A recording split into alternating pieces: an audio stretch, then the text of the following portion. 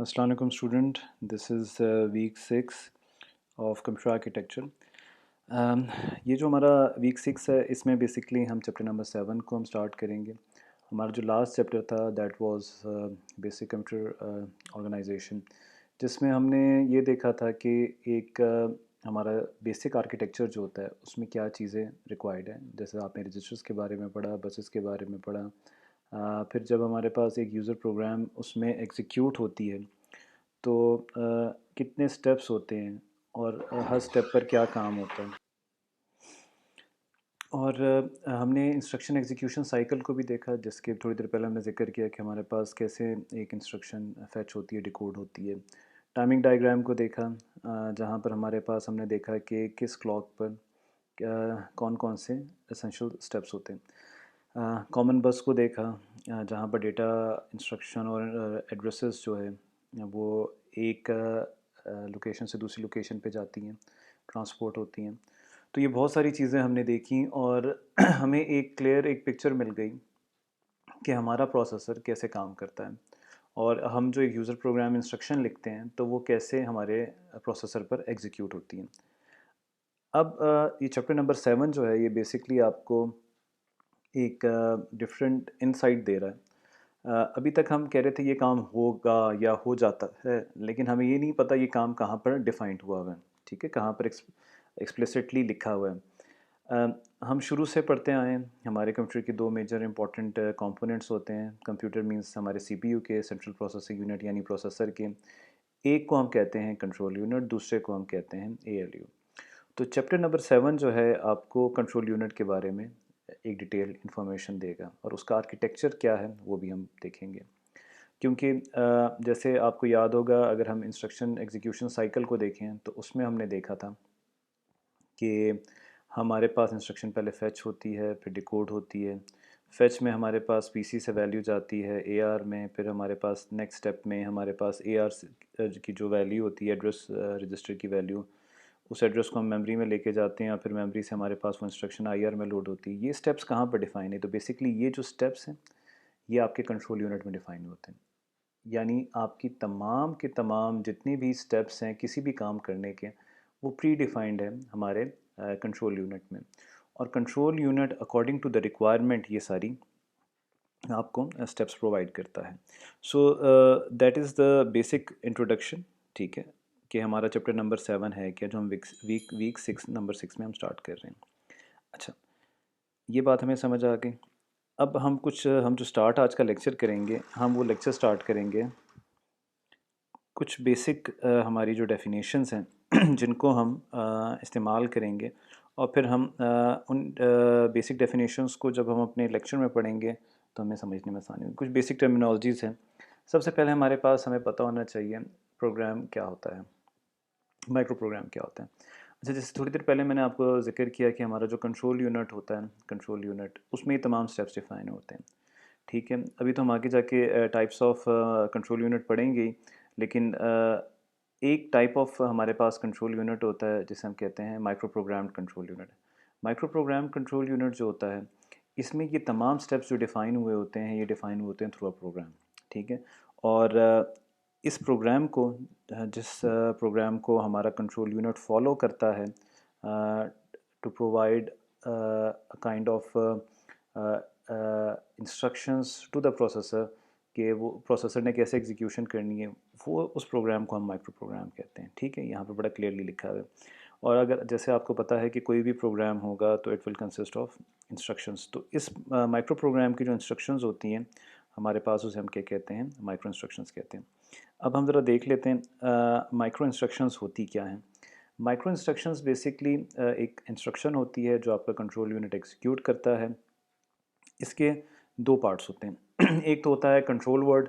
Control word क्या चीज़ होती है? कंट्रोल वर्ड बेसिकली आपका वो काम होता है जो आपके कंट्रोल यूनिट ने बताना है आपकी सीपीयू को, ठीक है, कि आपने करना क्या है, ठीक है। और फिर सीक्वेंसिंग वर्ड क्या होता है? सीक्वेंसिंग वर्ड ये होता है कि अब एक इंस्ट्रक्शन तो हम एक एग्जीक्यूट हो गई, उसके बाद नेक्स्ट इंस्ट्रक्शन कौन सी एग्जीक्यूट होगी वो इन्फॉर्मेशन भी हमारे माइक्रो इंस्ट्रक्शन देता है। अच्छा, ये कॉन्सेप्ट समझना बहुत इम्पोर्टेंट है।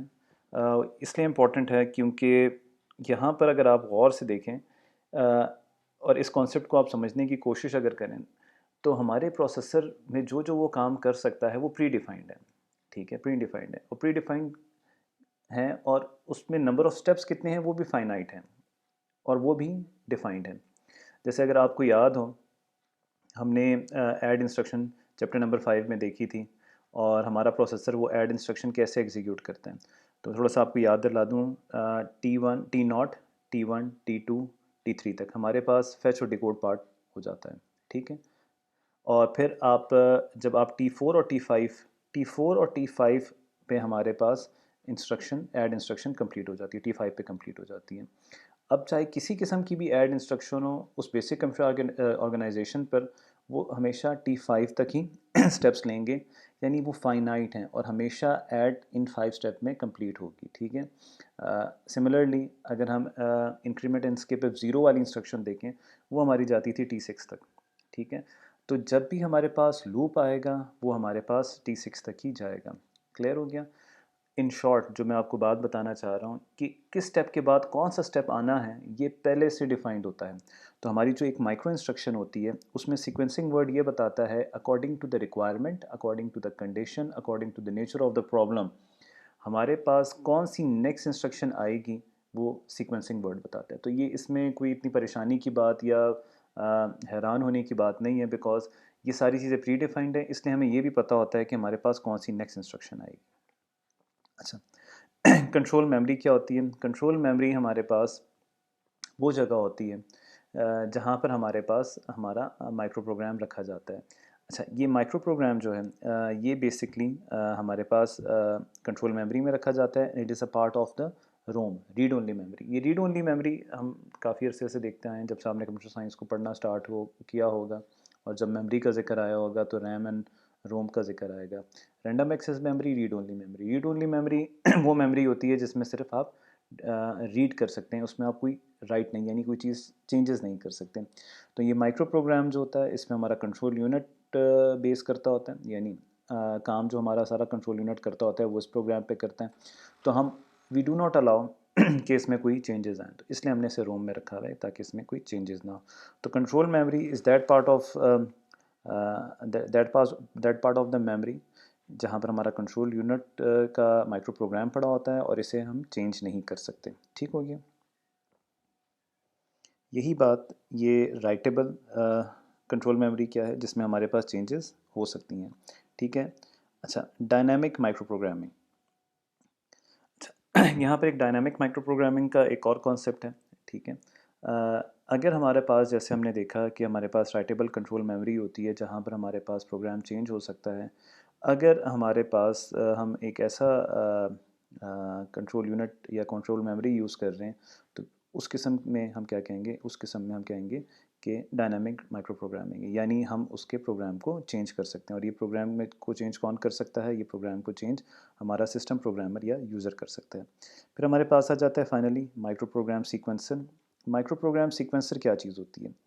अच्छा, माइक्रो प्रोग्राम सीक्वेंसर जो हमारे पास होता है बेसिकली जैसे अगर हम एक माइक्रो प्रोग्राम की बात कर रहे हैं, हम माइक्रो प्रोग्राम की जब बात कर रहे हैं या हम किसी भी प्रोग्राम की बात करें, तो उसमें हमारे पास कुछ कंडीशंस आती हैं, हमारे पास कुछ सिनेरियोज़ आते हैं।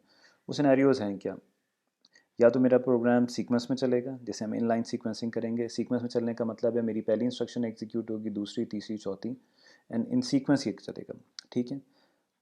लेकिन ये, क्योंकि हमारे प्रोग्राम जो हम बनाते हैं किसी प्रॉब्लम को सॉल्व करने के लिए बनाते हैं, तो हमें पता है कि हमारे तमाम प्रॉब्लम्स होते हैं वो सीक्वेंशियल स्टेप ऑफ इंस्ट्रक्शन से सॉल्व नहीं हो सकते, तो हमें ब्रांचिंग की ज़रूरत भी पड़ती है, यानी हम एक लोकेशन से प्रोग्राम में दूसरी लोकेशन पे जंप भी कर सकते हैं, सीक्वेंस में ना जाए। तो सेकंड कंडीशन हो गई। फिर हम ये भी करते हैं कि हमारे पास कहीं डिसीजन मेकिंग का प्रोसेस आता है कि अगर आपने, ये कंडीशन ट्रू हो गई तो आपने जंप लगानी है, और कंडीशन ट्रू नहीं हुई तो जंप नहीं लगानी, यानी कंडीशनल ब्रांच की हम बात करते हैं। Branch means jump. तो ये भी हमारे पास आ सकता है कि कंडीशन ट्रू हो गई तो हमारे पास जंप लगेगी, वरना हम सीक्वेंस में जाएंगे। सब रूटीन का कॉन्सेप्ट आपको पता होगा, अगर नहीं पता तो मैं एक्सप्लेन कर देता हूँ। सब रूटीन मीन्स सब प्रोग्राम्स, इंडिपेंडेंट प्रोग्राम्स। ठीक है। जैसे आपके पास फंक्शंस भी होते हैं, असेंबली में प्रोसीजर्स के बारे में आपने पढ़ा होगा। इस तरह हमारे पास जो रूटीन्स होती हैं they are smaller part of the main program. तो मोस्टली आप ये करते हैं अपनी प्रोग्रामिंग में भी कि आप एक प्रोग्राम के हिस्से से मेन प्रोग्राम से दूसरे प्रोग्राम में यानी दूसरे फंक्शन को कॉल किया, या एक इंडिपेंडेंट प्रोग्राम ने दूसरे इंडिपेंडेंट प्रोग्राम को कॉल किया है, तो वहाँ पर हम पूरी की पूरी स्विचिंग करते हैं, जंप करते हैं प्रोग्राम की। तो ये वाला सिनेरियो भी जैसे फंक्शन कॉलिंग आती है, ये भी हो सकता है। लूप भी आपके पास होता है कि आपके पास रेपिटेशन होती है सेम सेट ऑफ इंस्ट्रक्शंस की, और instruction op code mapping. Instruction of code mapping ये है कि अभी थोड़ा सा ये इट्स टू अर्ली, लेकिन थोड़ा मैं आपको आइडिया दे देता हूँ ताकि जब आप आगे चलें तो आपको समझने में आसानी हो। इसमें ये होता है आपके पास कि आपके जो स्टार्ट आपने कहाँ से करना है, ठीक है। अगर आपके पास एक माइक्रो प्रोग्राम है, वो आपने स्टार्ट कहाँ से करना है। इस कॉन्सेप्ट को हम थोड़ी देर बाद देखेंगे, लेकिन ये कॉन्सेप्ट आपका फॉर श्योर क्लियर हो जाएगा। अच्छा, तो हम यहाँ पर हम क्लिप नंबर 1 को यहाँ पर हम ख़त्म करते हैं, और हम क्लिप नंबर 2 कंट्रोल यूनिट से हम स्टार्ट करते हैं। Thank you.